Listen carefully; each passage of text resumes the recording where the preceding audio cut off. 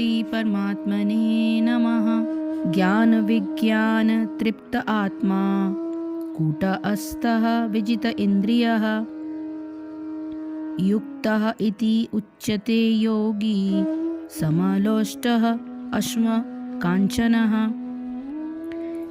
ज्ञान अर्जित ज्ञान, विज्ञान अनुभूत ज्ञान से तृप्त संतुष्ट, आत्मा यानी जीव, कूटस्थः आध्यात्मिक रूप से स्थित, विजित इंद्रियः इंद्रियों को वश में करके, युक्तः आत्म साक्षात्कार के लिए सक्षम, इति इस प्रकार उच्यते कहा जाता है।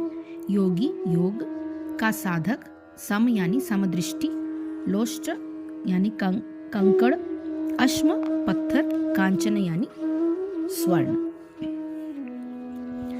वह व्यक्ति आत्म साक्षात्कार को प्राप्त तथा योगी कहलाता है जो अपने अर्जित ज्ञान तथा अनुभूति से पूर्णतया संतुष्ट रहता है। ऐसा व्यक्ति अध्यात्म को प्राप्त तथा जितेंद्रिय कहलाता है। वो सभी वस्तुओं को, चाहे वो कंकड़ हो, पत्थर हो या फिर सोना, एक समान ही देखता है। तात्पर्य यह है कि परम सत्य की अनुभूति के बिना कोरा ज्ञान व्यर्थ होता है। भक्ति समृद्ध सिंधु में कहा गया है कि अतः श्री कृष्ण नामादि न भवेद ग्राह्यमिंद्रिये सेवोन्मुखे ही जिह्यादो स्वयमेव स्फुरतयदः। कोई भी व्यक्ति अपनी दूषित इंद्रियों के द्वारा श्री कृष्ण के नाम, रूप, गुण तथा उनकी लीलाओं की दिव्य प्रकृति को नहीं समझ सकता। भगवान की दिव्य सेवा से पूरित होने पर ही कोई उसका दिव्य नाम, रूप, गुण तथा लीलाओं को जान सकता है। यह भगवत गीता कृष्ण भावनामृत का विज्ञान है। मात्र संसारी विद्वता से कोई कृष्ण भावना भावित नहीं हो सकता। उसे विशुद्ध चेतना वाले व्यक्ति का सानिध्य प्राप्त होने का सौभाग्य मिलना चाहिए। कृष्ण भावना भावित व्यक्ति को भगवत कृपा से ज्ञान की अनुभूति होती है, क्योंकि वो विशुद्ध भक्ति से तुष्ट रहता है। अनुभूत ज्ञान से वह पूर्ण बनता है। आध्यात्मिक ज्ञान से मनुष्य अपने संकल्पों में दृढ़ रह सकता है, किंतु मात्र शैक्षिक ज्ञान से वह बाह्य विरोधाभासों द्वारा मोहित और भ्रमित होता रहता है। केवल अनुभवी आत्मा ही आत्मसंयमी होता है, क्योंकि वह कृष्ण की शरण में जा चुका होता है। वह दिव्य होता है क्योंकि उसे सांसारिक विद्वता से कुछ लेना देना नहीं रहता। उसके लिए संसारी विद्वता तथा मनोधर्म, जो अन्य के लिए स्वर्ण के समान उत्तम होते हैं, कंकड़ों या पत्थरों से अधिक नहीं होते।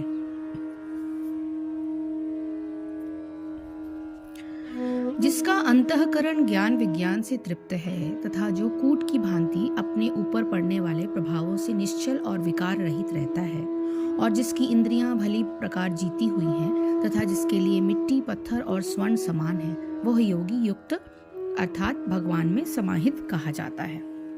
परमात्मा से युक्त योगी के लक्षण क्या हैं? ऐसे योगी के लक्षण बताते हुए भगवान कहते हैं कि ज्ञान विज्ञान तृप्तात्मा। पहला यह है ज्ञान विज्ञान तृप्त आत्मा। निर्गुण निराकार ब्रह्म में लीन होकर उसका अनुभव होना ज्ञान कहलाता है। सगुण निराकार और सगुण साकार के ब्रह्म के गुणों और लीला का बोध होना विज्ञान कहलाता है।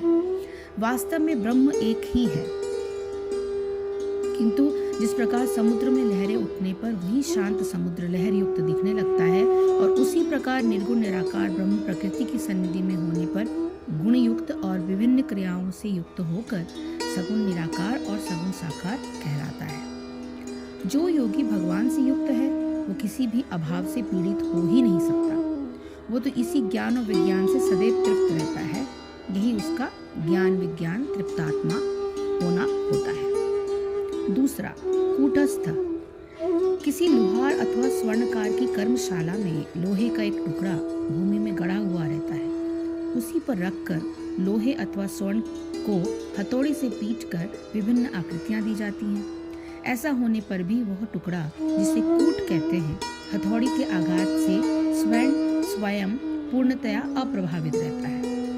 इसी प्रकार परमात्मा में समाहित जीवात्मा के बुद्धि, मन, इंद्रियों और शरीर पर बाहरी प्रभावों से जो भी आघात होते हैं, उनसे जीवात्मा अपने निश्चल और निर्विकार स्वरूप से किंचित भी विचलित नहीं होता।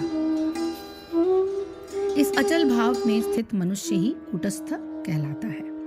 तीसरा, विजितेंद्रिय। प्रत्येक परिस्थिति में इस प्रकार का मनुष्य प्रकृति से मिले हुए अपने अंतःकरण, इंद्रियों और शरीर का उपयोग आवश्यक कर्तव्य पालन में कर लेता है। कर्तव्य पालन करते समय इंद्रियों का संयोग उसके विषयों में होना आवश्यक है और इंद्रियों में राग और द्वेष के स्थित होने के कारण उन विषयों के प्रति मनुष्य के मन में अनुकूलता अथवा प्रतिकूलता का भाव होना भी स्वाभाविक है। किंतु इस प्रकार के किसी भाव से योगी किंचित विचलित नहीं होता, अपितु केवल उचित और अनुचित के भाव से प्रेरित होकर कर्तव्य पालन में रत रहता है। ऐसा करने में उसकी इंद्रियां पूर्णतया उसके वश में रहती हैं। ऐसा योगी ही विजितेंद्रिय कहलाता है। चौथा, समलोष्टाश्म कांचन। लोष्ट यानी मिट्टी के ढेले को कहते हैं और अश्म यानी पत्थर, कांचन यानी स्वर्ण।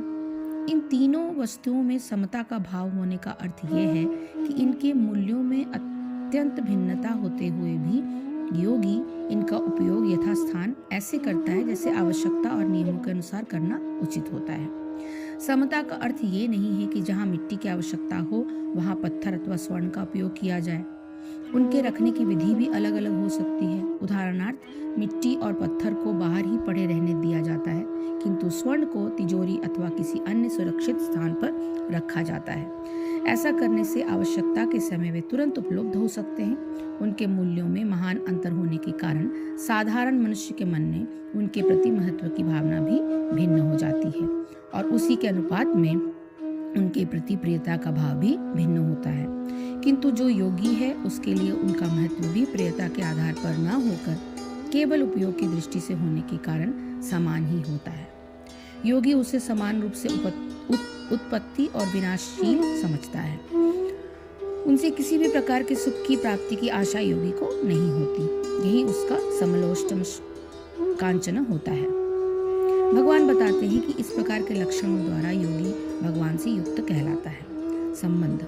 उपरोक्त श्लोक में जो हमने अभी पढ़ा, प्रकृति से मिलने वाले पदार्थों और भावों के प्रति योगी के समभाव का वर्णन किया गया है। अब अपने संपर्क में आने वाले व्यक्तियों के प्रति होने वाले व्यवहार में योगी के समभाव का वर्णन करते हुए भगवान आगे के श्लोकों का वर्णन करेंगे। हरिओम तत्सत, हरिओम तत्सत, हरिओम तत्सत। जय श्री कृष्ण, जय गुरुदेव।